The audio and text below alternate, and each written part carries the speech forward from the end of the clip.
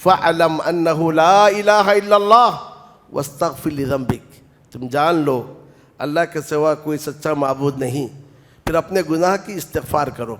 تو کہ استغفار کرنا یہ قول ہے، لیکن اس سے پہلے علم حاصل کرنے چاہیے کہ آپ کس سے استغفار کریں، اور وہ ہے اللہ رب العالمین۔ تو گویا اس سے بات معلوم ہوئی کہ قول و فعل سے پہلے، دعوت سے پہلے علم کا حاصل کرنا ضروری ہے کہ داعی کے قول اور فعل میں مطابقت ہوتی ہے۔ جس کے جانب دعوت دیتا ہے پہلے اس پر عمل کرتا ہے۔ رب العالمین نے فرمایا یا ایھا الذین آمنوا لم تقولون ما لا تفعلون کبر مقتا عند اللہ ان تقولوا ما لا تفعلون، اے مومنو تم ایسی بات کیوں کہتے ہو جو تم کرتے نہیں ہو، اور یہ چیز اللہ عز و جل کے پاس زیادہ ناراضگی کے باعث ہے، تم ایسی بات کہو جو تم نہیں کرتے ہو۔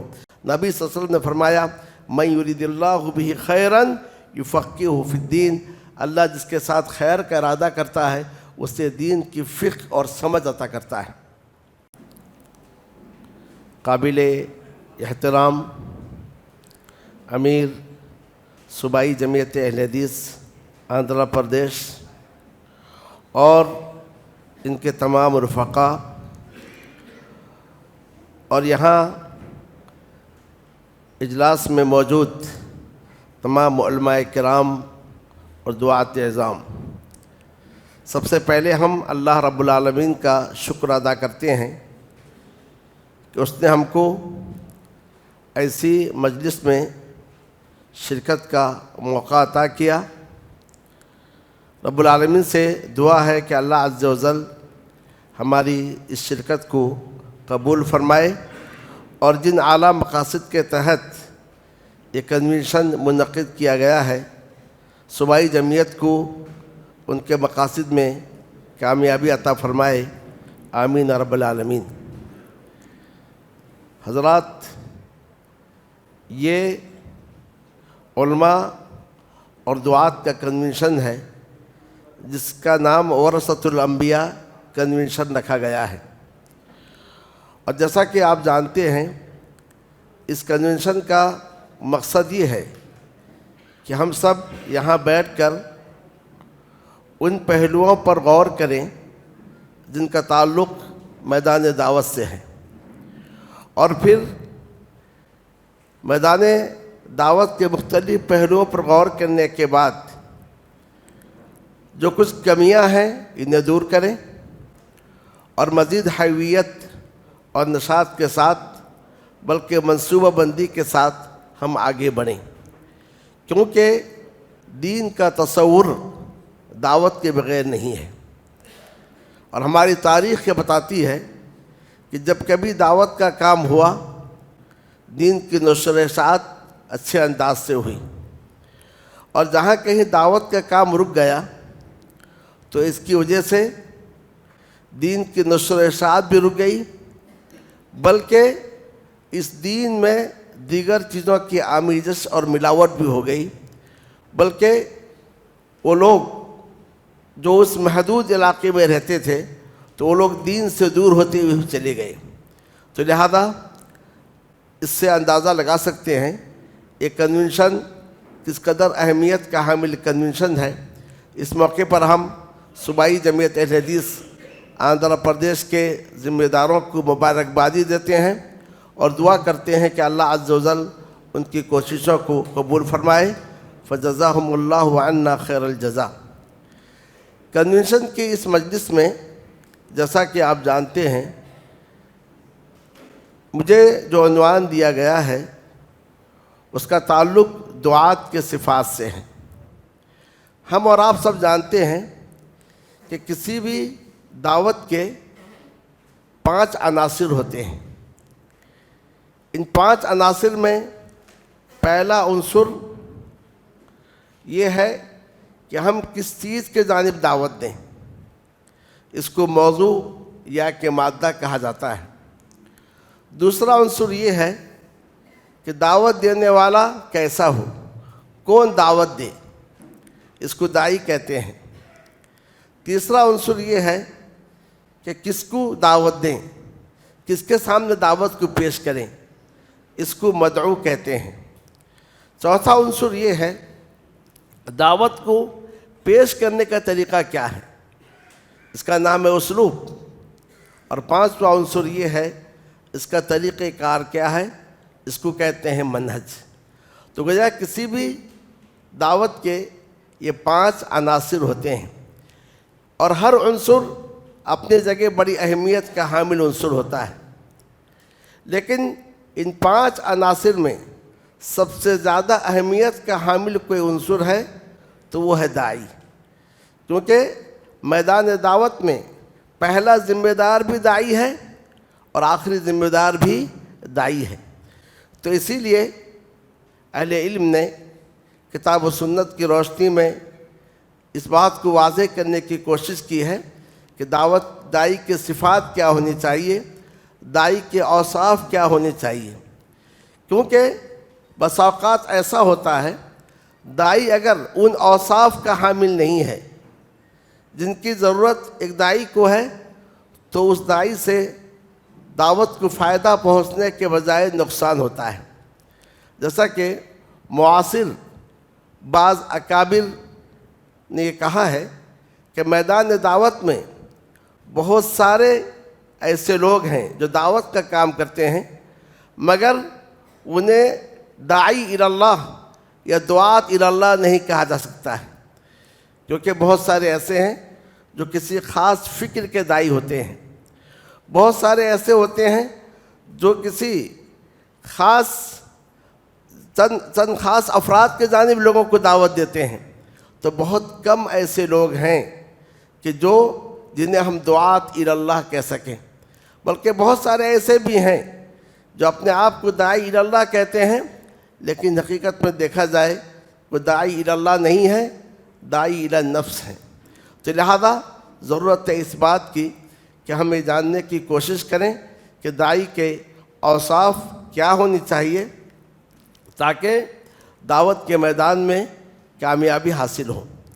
یوں تو داعی کے بہت سارے اوصاف ہیں، قرآن مجید کا آپ مطالعہ کرتے جائیے، ہر نبی اپنی جگہ داعی ہے، ہر نبی کے اوصاف اگر آپ مطالعہ کرتے جائیں گے تو داعی کے بہت سارے اوصاف آپ کے سامنے آئیں گے، لیکن ان سارے اوصاف کو بعض اہل علم نے 3 اوصاف میں محصور کیا ہے۔ جیسا کہ بعض سلف نے کہا لا یأمر بالمعروف ولا ینہی عن المنکر الا من کان فقیہا فیما یأمر به فقیہا فیما ینہی عنہ رفیقا فیما یأمر به رفیقا فیما ینہی عنہ حلیما فیما یأمر به حلیما فیما ینہی عنہ، کہ امر بالمعروف اور نہی عن المنکر کا کام وہی شخص کرے جو اس بات کا عالم ہے جس کا وہ حکم دیتا ہے، اور اس چیز کا عالم ہے جس سے وہ منع کرتا ہے، اور جن باتوں کا حکم دیتا ہے اس میں وہ نرم خو ہے، رفیق ہے، اور جن چیزوں سے منع کرتا ہے اس میں بھی وہ نرم خو ہے، اور اس طریقے سے جن باتوں کے جانب دعوت دیتا ہے اس میں وہ صابر ہے، بردبار ہے، اور جن چیزوں سے روکتا ہے اس میں وہ صابر بردبار ہو۔ تو گویا اس مقولے سے یا اس قول سے جو بات معلوم ہوئی کہ داعی کے اندر بنیادی طور پر 3 اوصاف ہونے چاہیے۔ پہلی بات یہ ہے جس چیز کے جانب دعوت دے اس کا وہ عالم ہو، کیونکہ فاقد الشیء لا یعطیہ، جس کے پاس کوئی چیز نہیں وہ کچھ بھی نہیں دے گا، تو جس چیز کی جانب وہ دعوت دے اس کا علم اس کے پاس ہونی چاہیے۔ اور دوسری چیز یہ ہے کہ دعوت دیتے ہوئے رفق، لین اور یسر کے پہلو کو اپنائے تاکہ دعوت میں کشش ہو، جاذبیت ہو اور مدعو اس کے قریب آئے۔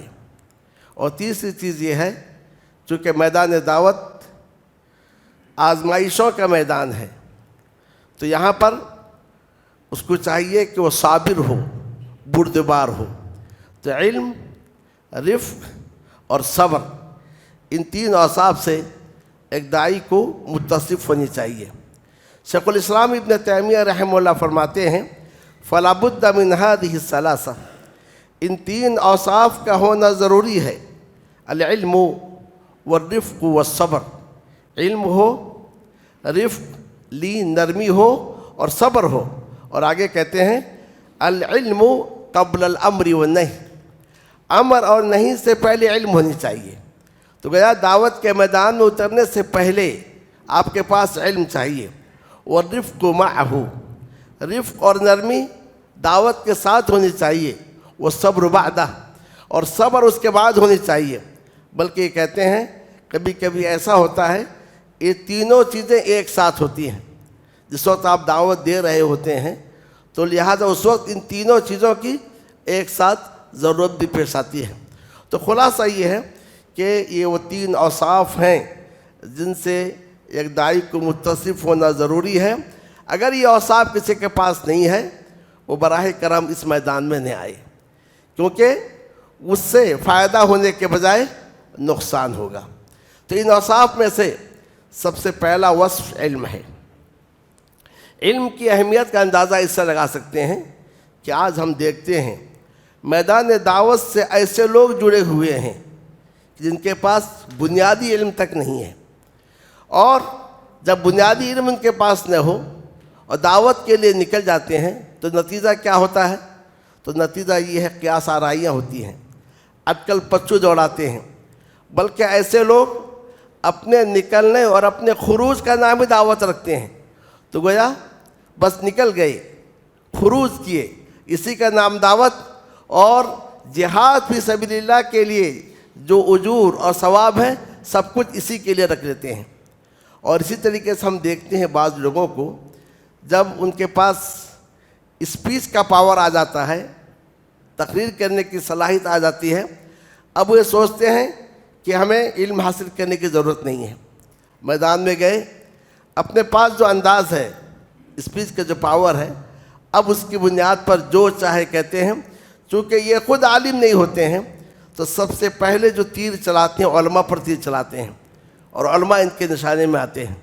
تو لہذا ضرورت ہے اس بات کی کہ اس دعوت کے میدان میں قدم رکھنے سے پہلے انسان بنیادی علم حاصل کرے، اور خاص طور سے جس چیز کے جانب بلا رہا ہے اس کا علم حاصل کرے، اور بھی اس طریقے سے ما لہو ما علیہ۔ ہم یہ نہیں کہتے ہیں سارے کے سارے علوم کا احاطہ کرے، نہیں۔ وضو کرنے کا طریقہ سکھلاتا ہے تو وضو کے تعلق سے احادیث کو پڑھ لے، اور وضو کن چیزوں سے ٹوٹتی ہے اور اس میں کیا اختلافات ہیں، ان سارے چیزوں کا احاطہ کرے، پھر وضو کی تعلیم دے۔ نماز کے بارے میں دعوت دینا چاہ رہا ہے تو نماز کے تعلق سے مکمل احاطہ کرے، پھر اس کے بعد اس کے جانب جو دعوت دے۔ اور ہوتا یہ ہے کہ انسان جب بغیر علم کے اس میدان میں قدم رکھتا ہے تو عام طور سے وہ منحرف ہو جاتا ہے، ایک چیز کا حکم دیتا ہے جبکہ شریعت میں اس سے منع کیا گیا ہے، ایک چیز سے منع کرتا ہے جبکہ شریعت میں اس کا حکم دیتا ہے۔ کبھی وہ واجب کو مکروہ قرار دیتا ہے یا حرام قرار دیتا ہے، اور حرام کو واجب قرار دیتا ہے، اور ایسا بھی ہوتا ہے حلال کو حرام اور حرام کو حلال بھی قرار دیتا ہے۔ اور آج آپ دیکھیں گے کہ اس علم کے نہ ہونے کی وجہ سے بہت سارے ایسے لوگ ہیں جو میدان دعوت سے جڑے ہوئے ہیں اور اسلامی حکومت کے خلاف یا کہ مسلم حاکم کے خلاف خروج کو جائز قرار دیتے ہیں، اور اسی طریقے سے بہت سارے ایسے ہیں جو بہت ساری بدعات کو، خرافات کو دین کے نام سے پھیلاتے ہیں، جیسا کہ اس قسم کی مثالیں خوارج، معتزلہ اور غالی قسم کے جو صوفی اور روافض ہیں، ان میں آپ یہ چیز دیکھ سکتے ہیں۔ تو ان چیزوں سے جو بات واضح ہے وہ یہ ہے کہ علم کا ہونا بہت زیادہ ضروری ہے، اور اس کی دلیل یہ ہے نبی صلی اللہ علیہ وسلم نے فرمایا بلغوا عنی ولو آیہ، میرے جانب سے پہنچاؤ چاہے ایک آیت ہی کیوں نہ ہو۔ تو مطلب یہ ہے کہ آپ پہلے آیت کو سیکھ لیں تبھی پہنچائیں گے، جب آپ کو آیت کا علم نہیں ہے تو آپ کیسے پہنچائیں گے؟ اور نبی صلی اللہ علیہ وسلم نے فرمایا اللہ اس شخص کو تر و تازہ رکھے جو ہم سے کسی بات کو سنے، اسے یاد کر لے، پھر جیسا سنا ویسے پہنچائے۔ تو گیا پہنچانے سے پہلے سننا ہے، یاد رکھنا ہے۔ تو ان دونوں حدیثوں سے جو دلیل ہمارے سامنے آئی وہ یہ ہے کہ پہلے علم حاصل کرو اور اس کے بعد دعوت کا کام کرو۔ اس لیے امام بخاری رحمہ اللہ نے اپنی کتاب صحیح بخاری میں ایک باب باندھا ہے، باب العلم قبل القول والعمل، قول اور عمل سے پہلے علم چاہیے۔ اور دلیل بھی قرآن مجید کی آیت سے ہے، فَاعْلَمْ أَنَّهُ لَا إِلَٰهَ إِلَّا اللَّهُ وَاسْتَغْفِرْ لِذَنبِكَ، تم جان لو اللہ کے سوا کوئی سچا معبود نہیں، پھر اپنے گناہ کی استغفار کرو۔ تو یہ استغفار کرنا یہ قول ہے، لیکن اس سے پہلے علم حاصل کرنے چاہیے کہ آپ کس سے استغفار کریں، اور وہ ہے اللہ رب العالمین۔ تو گویا اس سے بات معلوم ہوئی کہ قول و فعل سے پہلے، دعوت سے پہلے علم کا حاصل کرنا ضروری ہے۔ اور قرآن مجید میں ایسی بہت ساری آیتیں ہیں جن میں یہ بتایا گیا ہے کہ علم کو چھوڑنے کی وجہ سے کیا گمراہی ہوئی ہیں۔ جیسا کہ اللہ تعالیٰ نے فرمایا، وَإِنَّ كَثِيرًا لَيُضِلُّونَ بِأَهْوَائِهِمْ بِغَيْرِ علم، بہت سارے لوگ علم نہ ہونے کی وجہ سے اپنی خواہشات سے گمراہ کرتے ہیں۔ تو یہ لوگ جو بغیر علم کے میدان دعوت پہ قدم رکھتے ہیں، یہ لوگوں کو گمراہ کرتے ہیں کیونکہ ان کے پاس علم نہیں ہے۔ دوسرے کہ اللہ عز و جل نے فرمایا، وَمِنَ النَّاسِ مَن يَشْتَرِي اللَّهْوَ الْحَدِيثِ لِيُضِلَّ عَن سَبِيلِ اللَّهِ بِغَيْرِ علم، کچھ لوگ ایسے ہیں جو لہو الحدیث کو خریدتے ہیں اللہ کے راستے سے روکنے کے لیے بغیر علم کے۔ جو علم نہیں ہے انسان اتباع ہوا میں مبتلا ہوتا ہے، علم نہیں ہے انسان کھیل و کود کی چیز، گانا بجانے کی چیزیں خریدتا ہے۔ اور ایسے اور آیتوں میں ہے، علم نہیں ہے تو اپنے اولاد کو قتل کرتے ہیں، علم نہیں ہے اللہ کے حلال چیزوں کو حرام قرار دیتے ہیں۔ تو گویا اس طریقے سے علم نہ ہونے کے یہ سارے کے سارے نقصانات ہیں۔ عمر رضی اللہ تعالیٰ عنہ فرماتے ہیں، تعلموا قبل ان تسودوا، سردار بننے سے پہلے علم حاصل کرو۔ امام بخاری کہتے ہیں، قال ابو محمد وبعد ان تسودوا، سردار بنائے جانے کے بعد بھی علم حاصل کرو۔ تو یہ علم کا تعلق مرنے تک ختم نہیں ہوتا ہے۔ سردار بنے، حاکم بنے، امیر بنے، صدر بنے، ذمہ دار بنے، اس سے پہلے علم حاصل کرو۔ اب اس کے بعد لحد تک کیا ہونے چاہیے؟ علم حاصل کرنے کا سلسلہ رہنے چاہیے۔ امام احمد بن حنبل رحمہ اللہ جہاں جاتے تھے دوات اور قلم ساتھ رکھتے تھے۔ پہلے زمانے میں دوات اور قلم رکھتے تھے۔ لوگوں نے کہا آپ امام ہیں، آپ قلم اور دوات رکھے ہوئے ہیں، کہا ہاکذا نطلب العلم، اسی طریقے سے ہم علم حاصل کرتے رہیں گے یہاں تک کہ ہم لحد کو پہنچ جائیں۔ تو لہذا دعوت سے پہلے، پھر جب آپ دعوت شروع کریں تب بھی علم کا سلسلہ جاری رہنا چاہیے۔ پھر علم کے اندر بھی کئی مراتب ہیں، اور سب سے بڑا مرتبہ اس کا یہ ہے کہ علم کے ساتھ فقہ ضروری ہے۔ صرف علم کافی نہیں ہے، بہت سارے کے پاس علم تو ہے لیکن تفقہ نہیں ہے۔ اس لیے امام بخاری رحمہ اللہ نے کتاب العلم میں باب باندھا ہے، باب الفہم، کہ حدیث کو فہم سمجھنے کا باب، اور ایسا ہی ہے فقہ کا باب باندھا ہے۔ نبی صلی اللہ علیہ وسلم نے فرمایا، من یرید اللہ بہ خیرا یفقہہ فی الدین، اللہ جس کے ساتھ خیر کا ارادہ کرتا ہے اس سے دین کی فقہ اور سمجھ عطا کرتا ہے۔ تفقہ کی اہمیت کا اندازہ اس سے لگائیے کہ عمر رضی اللہ تعالیٰ عنہ کے دور میں کوفہ والوں نے کہا ہمیں ایک قاری بھیجیے۔ کوفہ کے گورنر نے عمر رضی اللہ تعالیٰ عنہ سے مطالبہ کیا، آپ ہمیں ایک قاری بھیجیے جو یہاں کے لوگوں کو قرآن مجید پڑھا سکے۔ تو عمر رضی اللہ عنہ کے پاس جو صاحب تھے، آپ انہیں اپنے پاس رکھنا چاہ رہے تھے، لیکن چونکہ گورنر کے جانب سے خط آیا، مطالبہ تھا، تو انہوں نے گورنر کے پاس بھیجا اور لکھا کہ میں اسے اپنے پاس رکھنا چاہ رہا تھا، لیکن تمہارے مطالبے کی وجہ سے، وہاں کی ضرورت کی وجہ سے میں آپ کے علاقے کو اپنے آپ پر ترجیح دے رہا ہوں، یعنی مدینے پر میں کوفہ کو ترجیح دیتے ہوئے شخص کو بھیج رہا ہوں۔ ان کے پاس علم تھا، کتاب اللہ کو اچھی طریقے سے پڑھ رہے تھے، مخارج، تجوید سب سے واقف تھے، لیکن افسوس کی بات یہ ہے فقہ سے محروم تھے۔ اس کا نتیجہ کیا نکلا کہ جب امت اسلامیہ میں عثمان رضی اللہ تعالیٰ عنہ کے شہادت کے بعد فتنے پھیل گئے. تو یہ فتنے پھیلنے کی وجہ سے نتیجہ کیا نکلا کہ کچھ لوگ ایسے تھے جن میں دینداری تھی، دین کا جذبہ تھا، لیکن دین میں تفقہ ان کے پاس نہیں تھا، دین کا فہم ان کے پاس نہیں تھا. تو انہوں نے یہ سمجھا کہ ان مسائل کا حل یہ ہے کہ جو 3 بڑے ہیں ان کو قتل کر دیا جائے. تو ایک منصوبہ بنایا گیا کہ ادھر معاویہ رضی اللہ تعالیٰ عنہ کو، ادھر عمرو بن العاص کو، اور کوفہ میں علی بن ابی طالب رضی اللہ عنہ کو ایک ہی روز ایک ہی وقت میں قتل کر دیا جائے. اس منصوبہ کو عمری جامہ پہنایا گیا، مگر ہوا یہ کہ معاویہ رضی اللہ تعالیٰ عنہ بچ گئے. عمرو بن العاص اس روز نماز پڑھانے کے لیے نہیں آئے، وہ بھی بچ گئے. مگر علی رضی اللہ تعالیٰ عنہ نماز پڑھانے کے لیے آئے، پیچھے سے اس نے حملہ کیا اور آپ شہید ہو گئے. اس کا نام آپ سب جانتے ہیں، عبد الرحمن بن ملجم. تو اس کے پاس علم تھا. عمر رضی اللہ تعالیٰ عنہ نے اپنے آپ مدینے پر کوفہ کو ترجیح دی، بھیجا کہ جا کے لوگوں کو قرآن پڑھائے، لیکن تفقہ نہ ہونے کی وجہ سے کتنا بڑا واقعہ پیش آیا کہ اس نے امیر المومنین کو شہید کر دیا. تو گویا اس طریقے سے اس سے یہ بات معلوم ہوئی کہ ضرورت ہے اس بات کی کہ داعی کے پاس دین کا علم اور دین میں تفقہ حاصل ہو. سارے علوم کی ضرورت نہیں ہے، جس موضوع کو لے کر اٹھا ہے وہ اس کے تعلق سے ساری باتیں ما لہو ما علیہ جان لیں.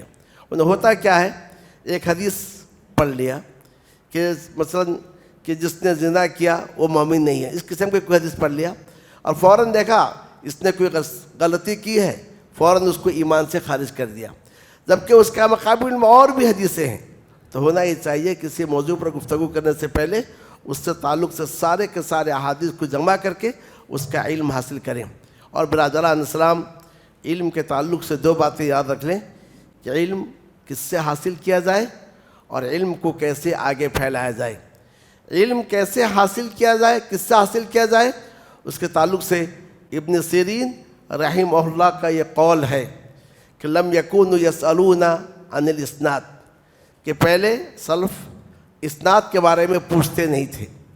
کوئی کسی مجلس میں جا کر قال رسول اللہ کہا، اصغینا الیہ آذاننا، ہم اپنے کان کو اس کی طرف جھکا دیتے تھے، نظریں اس پر جما دیتے تھے. فلما وقعت الفتنہ، جب فتنہ واقع ہوا یعنی عثمان رضی اللہ تعالیٰ عنہ کی شہادت کے بعد، اور ہم نے دیکھا ہر شخص اس میدان میں کود پڑا ہے، تو پوچھا جاتا تھا سموا لنا رجالکم، ہم سے اپنے رجال کو بتلائیے، تم نے کس سے سنا ہے. اب دیکھا جاتا کہ اگر اس نے جس سے سنا ہے وہ اہل سنت میں سے ہے تو اس کی حدیث لی جائے گی، اور اگر اہل بدعت میں سے ہے تو اس کی حدیث نہیں لی جائے گی.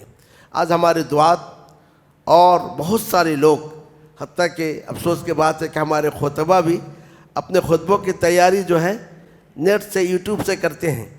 یہ نہیں دیکھتے ہیں کہ یہ کس کی تقریر ہے، کس کا موضوع ہے، کس نے لکھا ہے.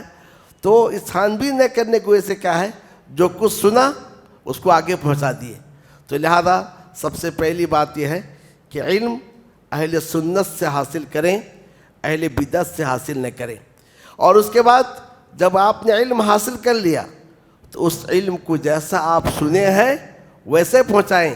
فبلغہ کما سمعہ، اس علم کو ویسا ہی پہنچائے جیسا کہ اس نے اس علم کو سنا ہے. تو گویا یہ پہلا وصف ہے جو داعی کے اندر ہونا ضروری ہے. اور اسی کے ساتھ دوسرا بڑا وصف یہ ہے کہ جب علم ہے تو علم کا فائدہ کب ہوگا، جب انسان اس علم پر عمل کرے.